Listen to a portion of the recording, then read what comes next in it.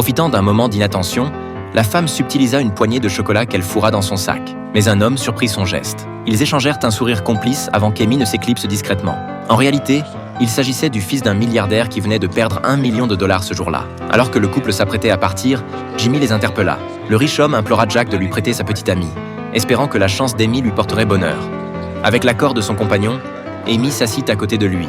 Lorsqu'elle lança les dés, un chiffre favorable apparut comme par miracle. Amy fit gagner à Jimmy 10 fois sa mise. Alors qu'ils s'apprêtaient à partir, Jimmy les invita à un bal pour les remercier de lui avoir fait regagner son million.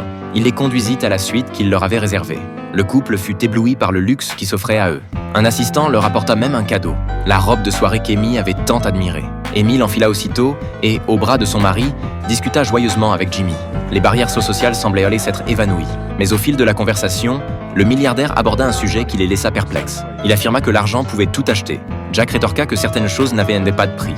Amy renchérit en disant que l'amour ne s'achetait pas. Ce que Jimmy leur dit ensuite les stupéfia. « Et si je vous donnais $1 million en échange d'une nuit avec votre petite amie ?» Voyant leur hésitation, Jimmy leur dit de prendre leur temps. Quand ils auraient pris leur décision, ils n'auraient qu'à venir le voir.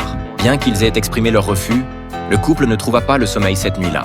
Ils réalisèrent qu'avec une telle somme, non seulement ils pourraient rembourser leurs dettes, mais aussi s'offrir une nouvelle maison.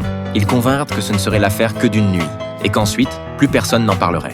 Le lendemain, ils allèrent trouver le milliardaire et acceptèrent de sa requête. Une fois le contrat signé, Amy se retrouva seule dans la chambre, le cœur lourd. Lorsque tout le monde eut quitté les lieux avec tact, Jack fut envahi par un profond remords. Il se précipita vers la suite de Jimmy, mais il était trop tard. Impuissant, il ne put que regarder sa femme s'envoler à bord de l'avion privé de Jimmy. Le couple atterrit sur un yacht privé en mer.